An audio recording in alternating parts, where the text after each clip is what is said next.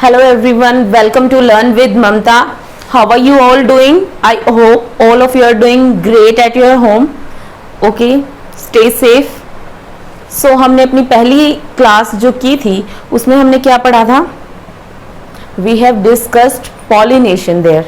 Okay, so now we are going to, in this class we are going to discuss about pollinating agents. Pollination हमने कर लिया था, self pollination, cross pollination, ये सब हम कर चुके थे. पॉलिनेटिंग एजेंट्स दो टाइप के होते हैं, हमने पढ़ा था abiotic and biotic. Okay, so let's get into it and देखते हैं कि एबायोटिक कंपोनेंट्स और एबायोटिक एजेंसीज कैसे पॉलिनेशन मतलब पॉलन ग्रेन्स को ट्रांसफर करती है एक जगह से दूसरी जगह पे. ठीक है, पॉलिनेटिंग एजेंट्स क्या होते हैं बेटा? These agents help pollen grain to reach out stigma of a pistil. Stigma तक पहुंचने के लिए पॉलिनेटिंग एजेंट्स हेल्प करते हैं.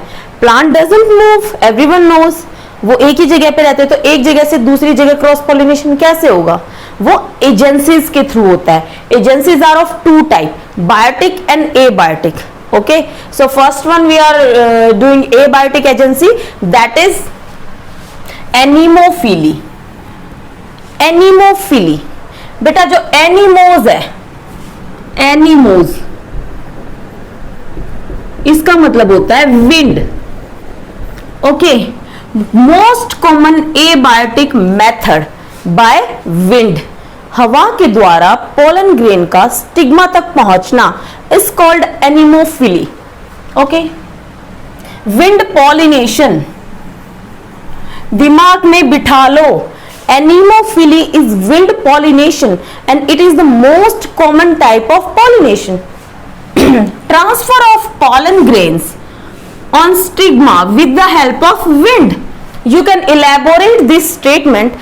I have written it in a short form. आप लोग elaborate करके लिख सकते हैं कि transfer of pollen grain from a mature anther to the stigma of a pistil with the help of or with the facilitation of wind is called anemophily.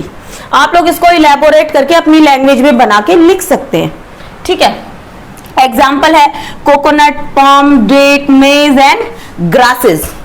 Okay, तो अब जब एनीमोफिली होती है तो फ्लावर्स जो होते हैं उनमें कुछ टाइप के ऐसे कैरेक्टरिस्टिक्स होते हैं, जैसे वो दिखाता है फ्लावर ताकि हवा के द्वारा उसका पॉलिनेशन हो सके. उसमें क्या क्या कैरेक्टरिस्टिक्स होते हैं? Let's get into it. First one, flowers are small and inconspicuous. Inconspicuous means गुच्छे में फ्लावर्स होते हैं. ठीक है, then non-essential part of flowers are either absent or reduced. non-essential part क्या होता है बेटे? कैलेक्स, करोला, जो ये non-essential जो पार्ट होते हैं. और essential कौन से होते हैं? gynoecium and androecium, because these are participating sexual reproduction. okay, accessory और जो non-essential part होते हैं those are calyx and corolla. या तो वो एब्सेंट ही होंगे या फिर बहुत ही रिड्यूस्ड फॉर्म में होंगे, क्योंकि हवा के द्वारा वो होना है पॉलिनेशन. अब वो जा रहा है पोलन ग्रेन उड़ के, पत्तियां अट जाएंगी, उसकी पेटल्स अट जाएंगी, वो पहुंच नहीं पाएगा स्टिग्मा तक. So that is not done. Third point is flowers are colourless, odourless और nectarless. Flowers are colourless, odourless और नेक्टरलेस. जरूरत नहीं है उसको ब्राइट कलर की होने की. ठीक है, जब हम आगे पढ़ेंगे जिसमें इंसेक्ट के द्वारा जो पॉलिनेशन होता है with the help of insects, जो फ्लावर्स होते हैं वो बहुत ही अट्रैक्टिव और ब्राइट कलर के होते हैं ताकि इंसेक्ट अट्रैक्ट होकर फ्लावर के पास आए, या उनमें बहुत अच्छी सी फ्रेग्रेंस आती है ताकि खुशबू लेके जानवर आए और पोलन ग्रेन्स को लेके जाए और ट्रांसफर कर दे. ठीक है, बट ये हवा के द्वारा हो रहा है. यहाँ पे flowers are colourless, odourless, nectarless. जिसको खाने के लिए इंसेक्ट्स या फिर स्मॉल एनिमल्स आते हैं वो भी नहीं होता. और flowers are in hanging position.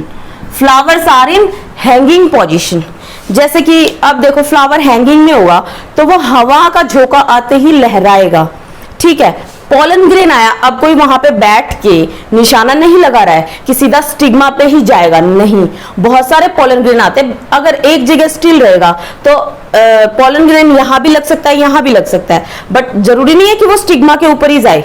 अगर वो मूव कर रहा है तो कोई ना कोई तो लगेगा ही वहां पे, ठीक है। So that's why flowers are in hanging position, ठीक है। In case of unisexual flower, male flowers are more abundant. Obvious सी बात है, पोलन ग्रेन्स बहुत ज्यादा अमाउंट में चाहिए होते हैं, that's why male flowers are in abundant. Male flowers बहुत ज्यादा अमाउंट में होते हैं। Anthers are versatile, anthers versatile होते हैं। Versatile means they are shaky, shaky होते हैं, ठीक है। अब देखो, अगर यहीं पे एंथर है और वो मतलब यहीं से ही पोलन ग्रेन जाएगा हवा से, तो वो हवा से यहां चला गया या यहां चला गया, ठीक है। अगर एंथर शेकी होगा तो वो मूवमेंट से, अगर एंथर शेकी होगा तो वो मूवमेंट से थोड़ा ज्यादा एरिया कवर करके और ज्यादा एरिया में अपने पोलन ग्रेन्स फैलाएगा, ठीक है। इन सम केसेस यूट्रिका the anther burst suddenly, anther suddenly burst हो जाता है, ठीक है। इसको क्या बोलते हैं, गन पाउडर मैकेनिज्म, ठीक है। एकदम से बस्ट होने से क्या फायदा होता है, जैसे कि मान लो एक जगह है तो हवा यहां तक ले गई या वहां तक ले गई, अगर जोर से एंथर फटेगा तो बहुत दूर तक पोलन ग्रेन स्प्रेड हो जाएंगे, ठीक है। Pollen grains are light, light weight होते हैं, स्मॉल होते हैं, विंग्ड भी होते हैं और डस्टी भी होते हैं। बिल्कुल डस्ट की फॉर्म में, ऐसे पाउडरी फॉर्म में भी होते हैं, विंग्ड भी होते हैं, छोटे छोटे स्ट्रक्चर प्रेजेंट होते हैं पोलन ग्रेन पे ताकि वो उड़ के जा सके, ठीक है। लाइट होते हैं वेट में। Pollen grains are dry, smooth and non sticky and unwettable. गीले कम होते हैं, गीले हो गए तो उड़ नहीं पाएंगे।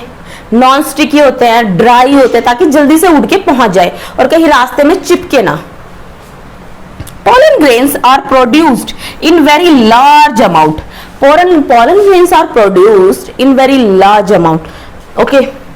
येलो क्लाउड, सल्फर शावर, जैसे जब पाइन ट्रीज होते हैं ना पहाड़ी इलाकों में, तो वहां पे क्या होता है, सल्फर शावर जैसा होता है। येलो कलर के पोलन ग्रेन्स होते हैं, वो इतने ज्यादा अमाउंट में होते हैं कि पूरा स्काई येलो येलो कलर का लगता है, ठीक है।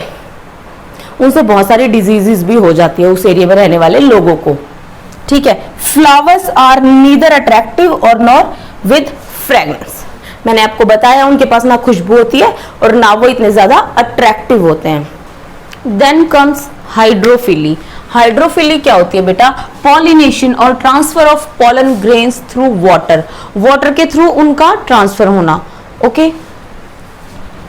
फ्लावर्स आर स्मॉल, कैरेक्टर्स क्या होते हैं फ्लावर्स के अंदर अगर हाइड्रोफिली हो रही है तो, फ्लावर्स स्मॉल होते हैं एंड इनकॉन्सिपिशियस, मतलब गुच्छे में प्रेजेंट होते हैं। Nectar and odour are absent, nectar और ऑर्डर भी एब्सेंट रहेगा, क्यों, क्योंकि वाटर के थ्रू अपने आप ही पहुंच जाएंगे pollen grains. Floral parts are unwettable, unwettable होते हैं मतलब उनके ऊपर म्यूसिलेजिनस कवरिंग होती है जिससे कि वो प्रोटेक्टेड रहते हैं वाटर से। Pollen grains are naked, naked means without exine, आपको पता है ना पोलन ग्रेन के ऊपर एक्साइन होती है, फिर इंटाइन होती है, तो एक्साइन नहीं होती, ठीक है। Thread like for under water pollination, pollination thread like होते हैं ताकि अंडर वाटर पॉलिनेशन में हेल्प हो जाए।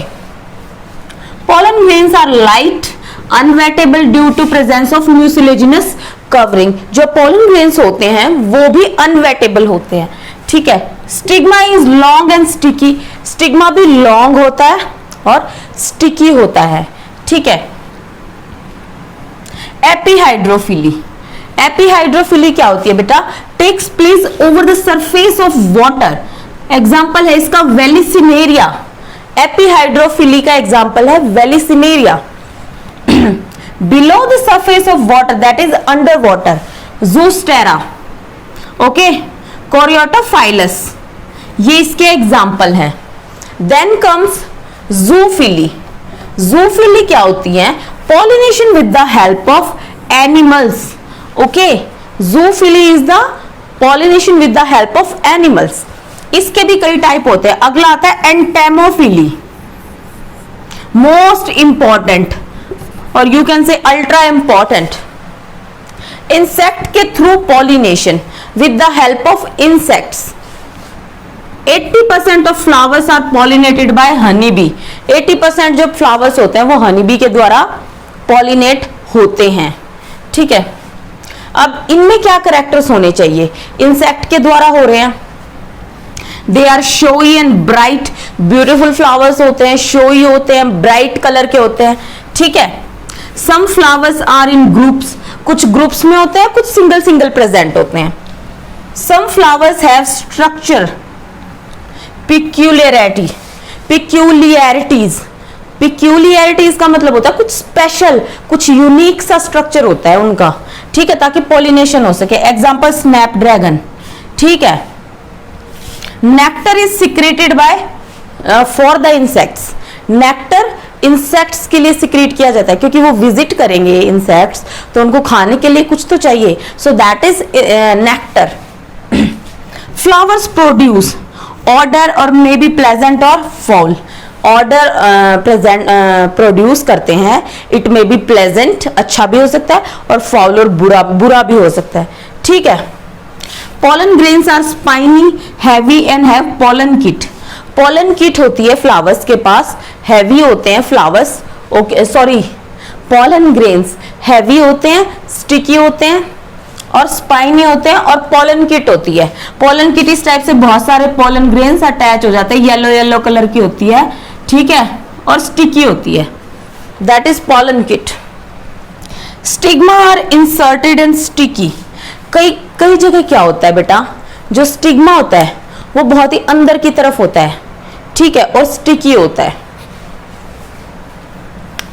ठीक है, some plants provide safe place to insects for laying eggs. कुछ प्लांट्स ऐसे होते हैं जो इंसेक्ट्स को एक सेफ प्लेस प्रोवाइड कराते हैं ताकि अच्छे से एग ले कर सके वो इंसेक्ट। उसका एग्जांपल क्या है बेटा? Yucca plant. Yucca plant, yucca plant की एक सिम्बायोटिक रिलेशनशिप होती है मोथ के साथ, मोथ एंड फ्लावर। बेटा सिम्बायोटिक रिलेशनशिप के साथ साथ उनका रिलेशनशिप ऑब्लिगेट होता है। So these are two things, obligate and another one is symbiotic. Symbiotic का तो मतलब है बेटा जो फ्लावर होता है उसके अंदर ये मोथ आता है और सिर्फ ये मोथ ही उसका पॉलिनेशन करा सकता है। अगर तो और बदले में मोथ क्या करता है? अपने एग्स ले करता है उस फ्लावर के अंदर। अब ये तो सिम्बायोटिक रिलेशनशिप हो गया, but obligate relationship is that अगर मोथ खत्म हो जाए उस एरिया के सारे तो फ्लावर भी खत्म हो जाएंगे। एक दूसरे के बिना ये लोग जी नहीं सकते। अगर फ्लावर खत्म हो जाएगा तो मोथ खत्म हो जाएंगे। क्यों? वो अपने एग्स ले नहीं कर पाएगा कहीं भी। ठीक है, तो उसका ये एग्जाम्पल है, फोटो आपके आगे आ गया होगा। ठीक है, यूका प्लांट का बहुत ही ब्यूटीफुल सा रिलेशनशिप है ये। So that's it. Then comes trap door mechanism. ये क्या होता है? फाइकस में होता है, पीपल में कुछ पाइप लाइक फ्लावर्स होते हैं, उनके अंदर जाता है इंसेक्ट, ट्रैप हो जाता है, उसके बॉडी के चारों तरफ पोलन ग्रेन लग जाते हैं और फिर वो दूसरे प्लांट में जाता है तो पॉलिनेशन हो जाता है। Okay, there are some other pollinating agents also, so let's see them. Ornithophily. Ornithophily क्या होती है? Pollination with the help of birds. Birds के through pollination is called ornithophily. Beta, you have to remember these terms, ornithophily and entomophily. Okay, so you can remember so that you can answer correctly. Example क्या है? sunbird और hummingbird इसके example हैं। ठीक है, फिर आते हैं chiropterophily, इसको chiropterophily भी बोलते हैं।